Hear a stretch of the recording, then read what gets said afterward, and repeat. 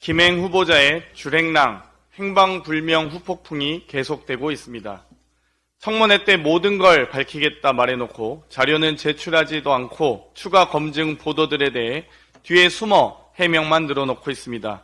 그런데 왜 그렇게 감췄는지, 제가 지적한 직후 갑자기 왜 그렇게 화를 내며 도망갔었는지, 끝까지 답하지 않았던 딸 관련 주식 현황에 대해 제보를 통해 확인한 내용을 밝히겠습니다. 저는 김행 장관 후보자 인청 당시 주식거래 내역, 지분 구조를 끊임없이 요구했습니다. 2013년 당시 딸의 7천주를 백지신탁했었는지, 18년부터 19년 과정에서, 재매입 과정에서 또 22.47%의 최대 주주가 딸인지도 정확하게 물었습니다. 현재 지주사 소셜홀딩스를 제외하고 소셜뉴스 최대 주주가 김행 후보자의 딸임을 확인했습니다. 청문회 당시 후보자가 제출한 자료에는 딸을 우호 지분 또는 땡땡땡으로 가려놓고 확인할 수 없도록 했었습니다. 그런데 의외의 시점에 딸이 주식을 매입합니다.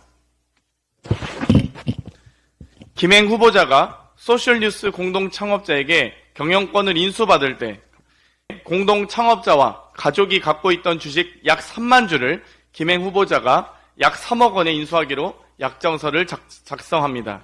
이때 김행 후보자가 인수하기로 한 소셜뉴스 지분 전부를 딸이 인수대금을 지불하고 가져갔다고 합니다. 결국 기존 보유한 주식을 포함하여 3년 만에 딸이 소유한 지분 가치는 약 4억 원에서 약 57억 원으로 재산이 12배 정도 증가하게 되었습니다. 김행의 딸도 50억 클럽에 입성하였습니다. 어떤 해명을 하더라도 결과적으로 사실상 딸을 통해 부당한 재산 은닉, 재산 상속이라는 합리적 의심이 들 수밖에 없습니다. 어제 대통령실 관계자는 윤석열 대통령이 추후 국회 논의 상황과 여론 등을 종합적으로 고려하여 김행 후보 임명 여부를 결정할 것이라고 했습니다. 황당무계합니다.